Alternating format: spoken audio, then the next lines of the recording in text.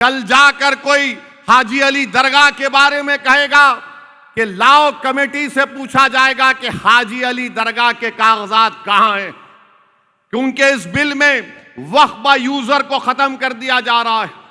वो प्रपोजल है। आप बताइए हाजी अली की दरगाह कितने 100 साल पुरानी होगी, कौन सा उनके पास डॉक्यूमेंट होगा। ठीक है, ट्रस्ट के तहत है, मगर यह मत समझो कि उस पर चैलेंज नहीं होगा। कई मसाजिद हैं, दरगाहें हैं, बल्कि ख्वाजा अजमेरी की दरगाह की गेट के ऊपर एक केस पड़ चुका है कि यहां पर कुछ और इबादतगाह थी, इसको खोद के देखा जाए। तो मेरी आपसे अपील है कि बीजेपी के बढ़ते हुए कदमों को जरूर रोकना है, मगर कौन रोकेगा? ये लोग रोकेंगे जो मिले हुए हैं, ये लोग रोकेंगे जिनको आप वोट देंगे, जो आपका सौदा करते आए पिछले 70 साल से। आपको अपनी एक अलहदा सियासी आवाज की जरूरत है। देश मजबूत होगा, लोकशाही मजबूत होगी, संविधान मजबूत होगा। अरे भारत के अल्पसंख्यक समाज से इतनी नफरत क्यों है तुम लोगों को कि हम कामयाब नहीं होंगे? और इनको सबसे बड़ी नफरत क्या है? हाँ, ये ओवैसी है, ये बड़ा मजहबी है। मैं क्या करूं? अपने दीन को छोड़ दूं? मैं तौहीद को छोड़ दूं? मैं शिरक करने वाली हरकतें करूं? यह मुझसे नहीं हो सकता है। यकीनन भारत का मैं मुसलमान हूं, नंबर 1 का शहरी हूं, मुझे अपने दीन पर फख्र है। क्यों फख्र है? क्योंकि अंबेडकर का बनाया हुआ संविधान में आर्टिकल 25 मुझे इस बात की इजाजत देता है कि मैं अपने मजहब पर चलूं। आज हम मौलाना आजाद के यौम पैदाइश को मना रहे हैं। रामपुर में आजाद ने अपनी तकरीर में कहा था, क्या कहा था आजाद ने?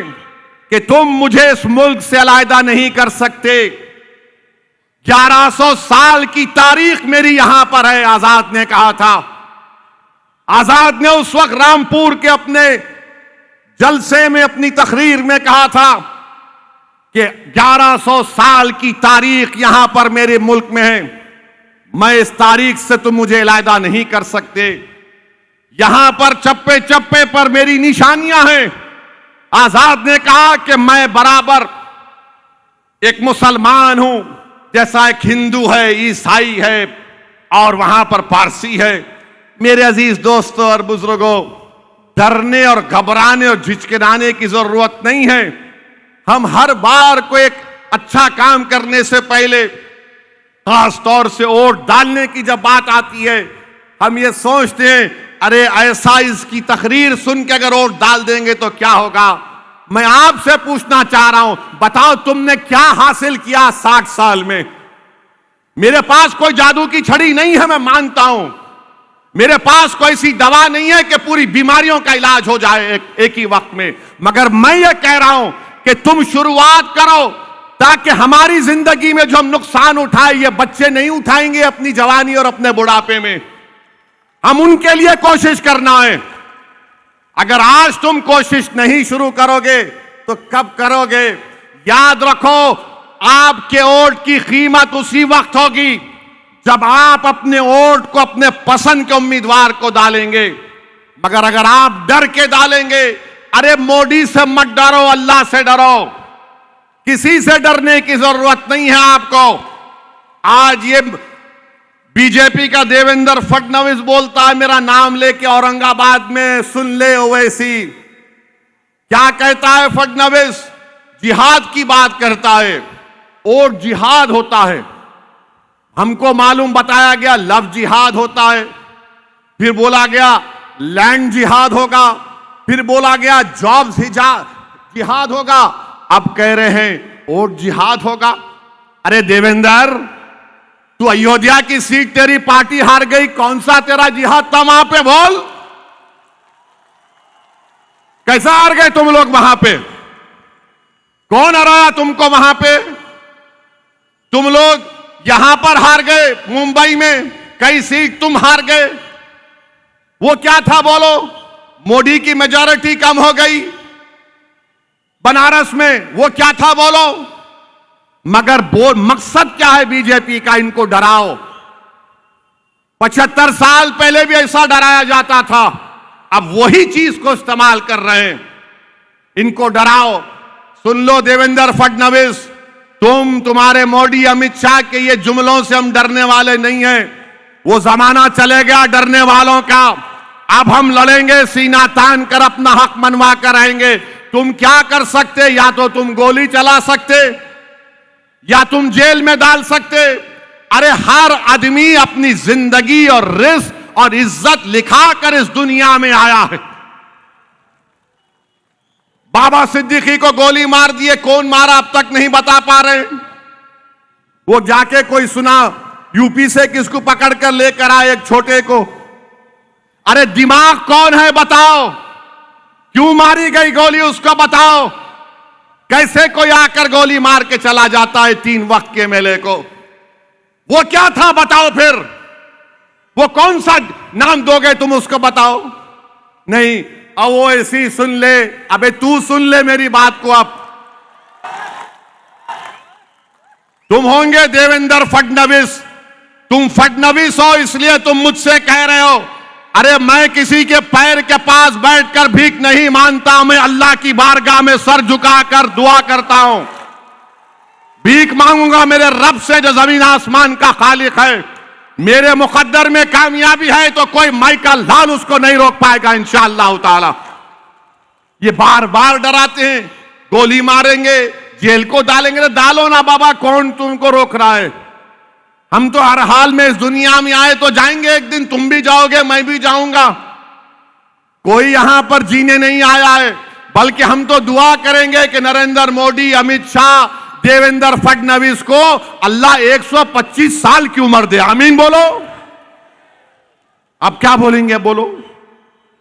और हमारे को अल्लाह ऐसी मौत दे कि हम सीना तान कर बातिल ताकतों से मुकाबला करें और अल्लाह हमको उस वक्त उठा ले और हमारे लबों पर कलमा शहादत हो, उस वक्त अल्लाह हमको उठा ले। ये वो कर देंगे। वोट का जिहाद हो रहा, कहां पे हो रहा वोट का जिहाद? और इलेक्शन कमीशन क्या नींद की गोली खा के सो गया है क्या?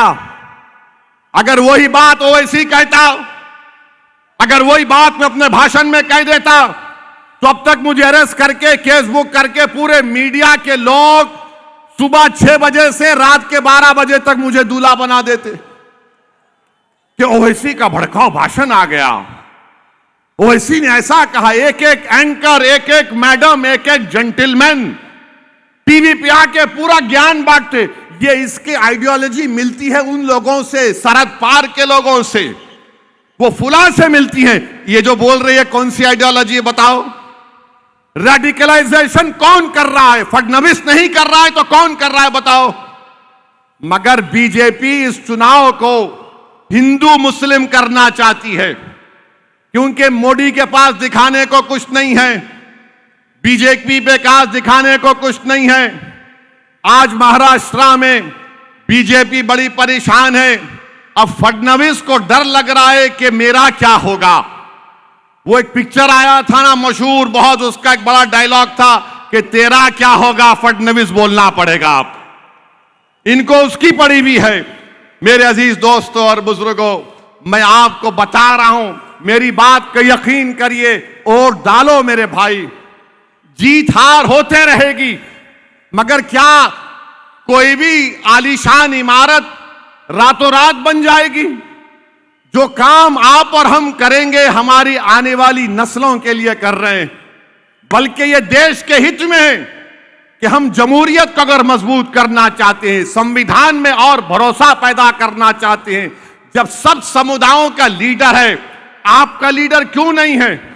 मैं सलाम करता हूं महाराष्ट्र के मराठाओं को कि उन्होंने एक दुबले पतले शख्स जरांगे पाटिल को अपना नेता बना दिया, और जरांगे पाटिल जो बोलता है उसका समाज उसकी बात को सुनता है। जरांगे पाटिल ने कहा कि सफाया कर दो सबका इलेक्शन में, उसका समाज तैयार हो गया। आप नेता बनो, याद रखो सियासी ताकत के जरिए हम इंसाफ को हासिल करेंगे, सियासी ताकत के जरिए हम जुल्म को रोकेंगे, सियासी ताकत के जरिए हम अपने मजहब को बचाएंगे, तहजीब को बचाएंगे, तमद्दुन को बचाएंगे, देश को मजबूत करेंगे। वरना याद रखो ऐसे लोग इस वैक्यूम को फिल कर लेंगे जो जमहूरियत पर भरोसा नहीं करते। मैं जो कुछ कह रहा हूं जमहूरियत को, डेमोक्रेसी को मजबूत करने के लिए आपसे कह रहा हूं।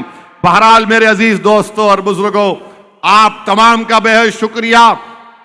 मेरी आपसे एक ही गुजारिश है कि आप रईस लश्करिया साहब को यहां से अपना उम्मीदवार हैं मजलिस इत्तेहादुल मुस्लिमीन के, आप इनको वोट दें, इनको अपना नया आमदार बनाएं ताकि वो वर्सोवा विधानसभा में हर समाज के लिए काम करेंगे।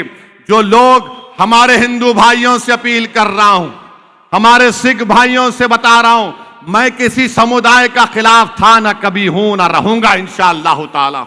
मेरी लड़ाई इंसाफ की है। मैं ये कह रहा हूं कि सबको उसका हिस्सा मिलना चाहिए।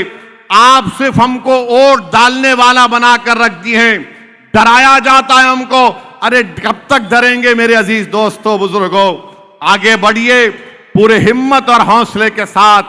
20 नवंबर के दिन आप मंजलिस का जो इंतखाबी निशान है ईवीएम की मशीन में 11 नंबर पर